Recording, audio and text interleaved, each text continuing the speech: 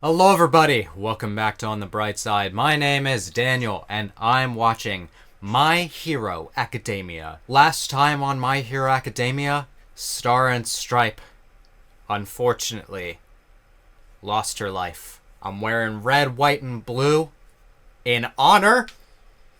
She put up a hell of a fight, especially after her death when her quirk was transferred into Shigaraki.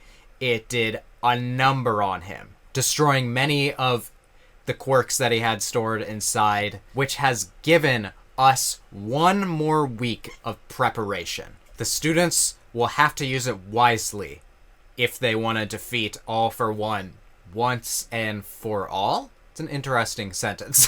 But yeah, I'm excited to get back into it. That was a nice little, opening conflict, but now we're getting into the real Season 7, it feels like. So if you guys are ready for more My Hero Academia, you should subscribe and hit the bell for notifications so you don't miss a single reaction. Anyway, let's begin in 3, 2, 1, go. Ah, the cave. The Cave of Agony.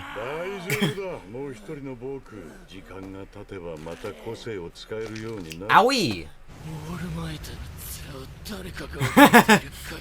Oh boy.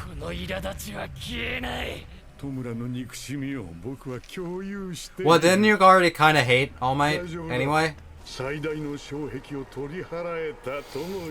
Yeah, unfortunately. Take it easy! That's what I say.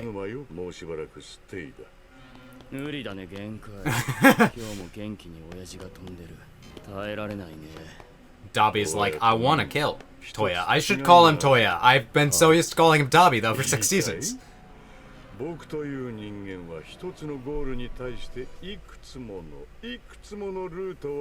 Uh-huh. Yeah, I got that.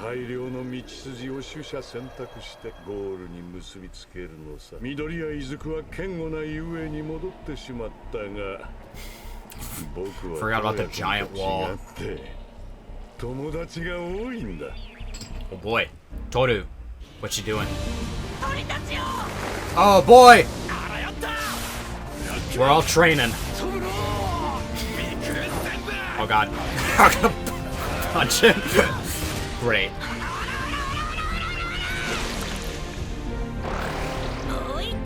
Nice.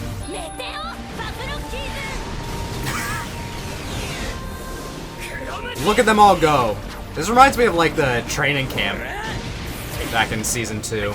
Season 3. Sorry. Uh-oh. Fuck! And he's dead. Well, that's the end of the story.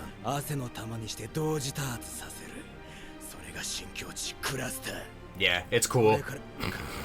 Anyway, Deku's just dead on the ground.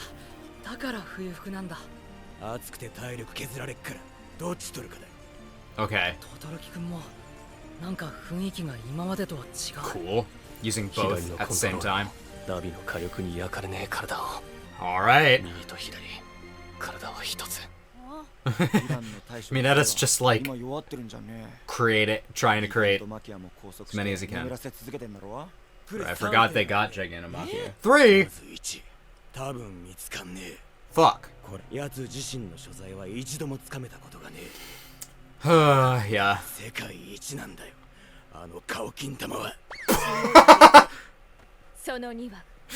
That sack is great.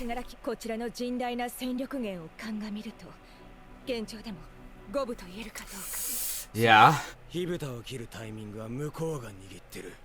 That's true.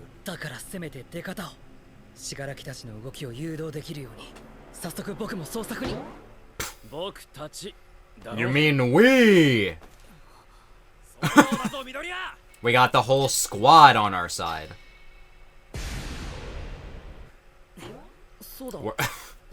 We're unstoppable. There's...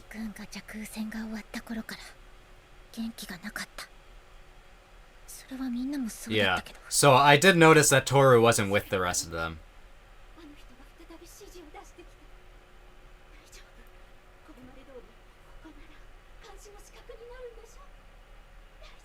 You fools. 緑谷くんが戻ってきて Invisible girl is here. 君は笑顔を見せなかったから心配で。やらなきゃ私たちが殺されてしまうの。優雅 Oh boy. USJ にいきなり現れたヴィラン。場所を秘密にしてたのにヴィランは来た。 He was the traitor. That's honestly a plot point that I like pushed from my mind because I was like, I think Present Mike said like it's no use thinking about it. 青山くんが。私たちはあなたにただ幸せをつ So I honestly didn't think it would come back. 個性を持たず生まれたあなたがみんなから外れないように、みんなと一緒にいるように、ただそれだけを願って。 Wow, he was quirkless. So the reason, yeah, they got a quirk from All for One. 関わってしまったらもう Damn. Well, I didn't expect that. It's like a Draco Malfoy situation here. It kind of explains why his quirk doesn't really seem like it matches him. Like he. 愚かな私たちを許して。僕、ママとパパを守りたくて、知らせたくなくて。 It makes sense though that they're traitors because it's against their will. So, traitor is. Oh boy. Oh boy. A spy. Yeah. Come on. We're friends. We can work this out. あの時、僕だけ何も言えなかったわけるな。 I didn't even notice that he really wasn't involved in that scene. Whoa, the foreshadowing, okay. 僕はやめて。何かあるのかと思って探しに来たんだ。そう。僕だけが緑谷くん。Yeah. 僕は Damn. クズのヴィランだ。 No, it's not true. 僕はトウヤ君と違って友達が多いんだ。 Unlike you, I am not bitchless. ああ、ダメだったかと落胆し、次のルートに思いを馳せるだけだ。 Okay. 正しく使い捨ての道具でしかない。 I'm just worried that he like has some secret quirk planted ママもパパもして。 that like will cause him to blow up or 二 something. 人はいわゆるもらった個性は体質と合わず大変だったけど、 Yeah, like I was saying. ママンとパパは大変な思いをして僕を育ててくれた。オールマイトが教師になると噂がある。遊泳に入れなさい。人のために。 Oh クラス boy. が合宿 A lot of 教えなさい。 A lot of stuff. I gotta go back now and watch to see if he was really absent from a lot of these situations. It's genius, kind of, because I don't think a lot of people really like Aoyama that much. Oh boy. Come on. We're not fighting. Ooh! The light refraction. Your natural enemy. Oh boy. What she actually looks like. Relax! Everyone relax! Alright? はがくれさんは君がこれ以上人を傷つけないようにしてくれたんだ。こんなのもうやめよう。 Damn. He's probably not getting out of this, like, without some sort of punishment, but...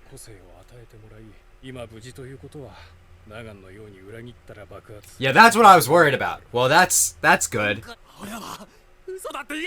Say it ain't so. オール・フォー・ワンについて知っていることを洗いざらい喋ってもらう。知ってることは何もない。失敗すれば殺される。嘘をついても殺される。見せられた。そうした人間が処分される様。 Jeez. 出所後に殺された。 This is my murder room. This will be where you will be. 場所がバレる。 You betray me. 必ず死に追いやられる。Oh boy. I mean, it's understandable. I also understand why everyone's so betrayed, because he really did put his friends' lives in danger so many times. Yeah. You could have killed all of these people. This is rough. This is a rough episode.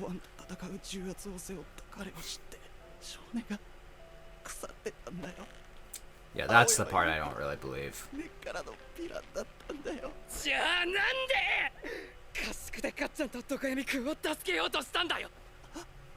True? He remembers. Man, now Deku's all like, now I'm upset that I didn't notice earlier. There are so many tears. Really, like giant Animu tears. Ooh. There is forgiveness. Second chances. I feel like second chances is going to be a big theme in towards the end of this.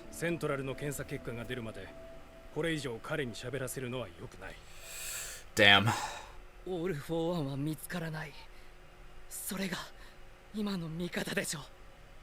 Yeah. おそらく後手は必死。手形を死柄木たちの動きを誘導できるように。Oh? そっか。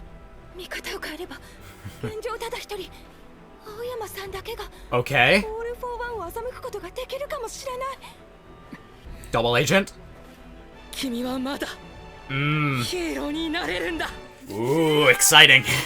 Alright, everyone. That was My Hero Academia. That was kind of a crazy episode. A lot of plot reveals and just kind of like little reveals that have kind of been like built up over the series. Like, who's the spy? Aoyama. What does Toru look like? She looks like that. Actually, I did know what she looked like. I'm gonna be completely honest here, because like, wow, people could not shut up about it. It's like when what she looked like was revealed, there's just like a flood of fan art, really. So I just caught that. So I've known what she's looked like for a while. She's adorable. I love the like lime green hair. It's great. In terms of Aoyama, that's pretty crazy. I remember seeing a headline that talked about how the spy was revealed, but I was kind of just like, I won't worry about it until it happens. But Aoyama's a really interesting pick for a lot of reasons.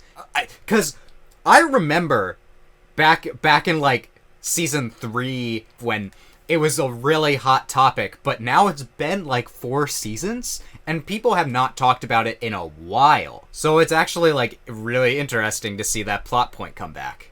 Here's why it's interesting to me, the choice of character. I think I said this during the episode, but Aoyama always strike me as one of the least popular characters of the class. Like, I think the only less popular one may be,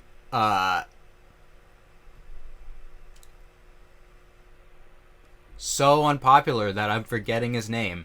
The Sugar Rush guy. Because, like, Aoyama kind of was forced into a position where he was kind of popular just because he made friends with Deku. And I do know that, like, he was probably suspected, because there were hints dropped, like, back when, the whole I know thing with the cheese, wasn't there just, like, there was, like, a cliffhanger at the end of that people were left on for a while, where it was just, like, Aoyama outside of Deku's window, and people were all like, now what the fuck does this mean? And that's probably when people started suspecting him. I'm kind of interested, because I know there are, like, popularity polls for the characters. I'm kind of interested where Aoyama is on that, because I don't think he's very high. I've seen, like, other reactors watch this show, and they're just kind of like, Aoyama's a weird guy. He's a weird character. It makes me wonder if Horikoshi, how far in advance this was planned, because I wonder if Horikoshi saw, like, the popularity contests, And we're all like, oh, Aoyama's not very high. Hold on, I can use this to my advantage and make him an important character in a way that people will be excited for. And I wonder if he, like, saw, like, some of his characters weren't as popular as he wanted, and he's like, I'm gonna make them popular. But, yeah, it makes me really curious, all those, like, flashbacks, to times where, to events where he wasn't super involved, and I'm, like, thinking about it, I'm like, yeah, I guess he wasn't really important for that section. Like 1A versus Deku, or the camp, or the UA incident. I don't even remember him during that one at all. I have to imagine that, like, USJ was probably not planned that far in advance, but maybe. I'm curious. If Horikoshi has ever spoken about how far he has planned this specific plot point in advance, then that would be really interesting, because I love shit like this where, like, it's revealed and you're all like, it's been there the entire time. You know, like, Attack on Titan is a mindfuck of a show because it has so much of that.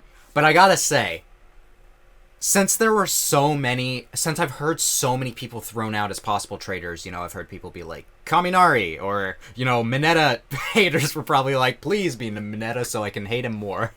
You know? I mean, some people were even probably like, Toru. It's like, oh, she would be a good spy because she's invisible.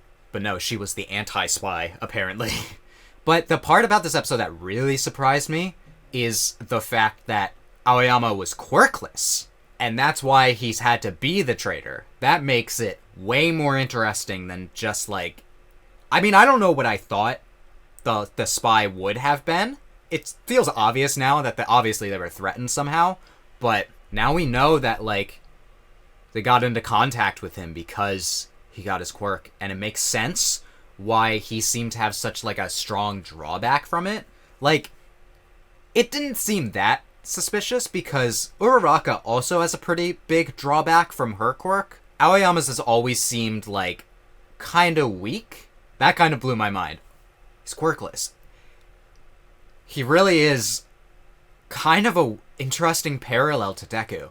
I was thinking, I wonder if there's, like, a timeline, you know, where Deku's mom crossed paths with All For One, and that'd be an interesting, like, what-if scenario. Like, Deku gets this quirk from All For One. I know there's a lot of fan fiction that's probably like that, like, evil Deku, you know? Now that we know that there's this connection here, we're wondering if we can use it to our advantage. We're thinking that we can outplay... I mean, there was a lot of All For One talking in this episode about, like, I have many plans going at all at once. And I'm like, yes, we get it. You're Darth Sidious, the master of contingencies. If we can use that kind of, like, mentality to get him to act the way that we want, I would say that Shigaraki is much more predictable, especially with his hate boner. I've been using that phrase a lot recently. I used it in Code Geass. But Shigaraki has a pretty hateful boner towards All Might. He's just like, I gotta kill everyone that knows this, that is, like, inspired by this motherfucker. So maybe we can use this situation with Aoyama. We can use All Might as bait. I don't know. Well, we can do a lot of things, but we know that they are going to act first. But if we can predict how they act first, then we can set a trap. If only we had Commander Agpar here to help us know when traps are happening. Looking back through the episode, there was things like with Toya being all like, please let me kill my dad. One thing that I didn't mention is that Toga's back with the group. That's interesting. I thought that Toga was gonna be, like, wandering around more, though. Meanwhile, we had a lot of these students upgrading their powers or just training. They're all wearing, like, their summer wear now. Except for Bakugo, who's all like, I need to sweat. And he's got his cluster power. He's basically, like, using sweat droplets like bombs. That's cool. I like Todoroki trying to use both at the same time. It's interesting. He's becoming like what his dad wanted, but in a way that he can approve of, and kind of similar to what Deku said a long time ago. It's like, it's your quirk. You can make it your own. I can understand everyone's feelings of betrayal. If someone I knew and I thought was a friend for a whole year was revealed to have put my life in danger multiple times, I'd be a little bit upset like all of them. But Deku believes that he deserves a second chance. And I mean, if he's gonna try to give a second chance to, like, the Shimura part of Shigaraki, then he kind of has to believe that Aoyama is, you know, there's been a theme of second chances in this show. Last season had Deku get to the point in which he was all like, I need to understand the villains so that maybe I can work towards getting them a second chance. Like, he went to Overhaul and was like, if you understand truly what you did and why it was bad, then I'm willing to give you a second chance even though I fucking hate you. Obviously, like, not every villain is going to be interested in a second chance. So, like, you can basically, like, Muscular was like, I don't care, I want to kill people. You can think that All For One is not going to want it, but there's, like, a part of Shigaraki that's, like, in pain that Deku's like, there's something there. There's something there that no one else is seeing. I don't know, I love this direction that Deku is taking. It's not just enough to fight for justice of the innocent, but justice of the villains who are victims. That's cool. That, you know, yeah, Deku's pretty cool. So yeah, great episode. I'm excited for the next one to see how things progress, because I don't know what plan they're gonna form. And if you guys enjoyed my reaction to this episode, you can let me know by leaving a like, and you can subscribe and hit the bell for notifications so you don't miss a single My Hero Academia reaction going forward. Anyway, I hope that I can make your day better, and I hope that you continue to have good days. Till next time, take it easy, everyone.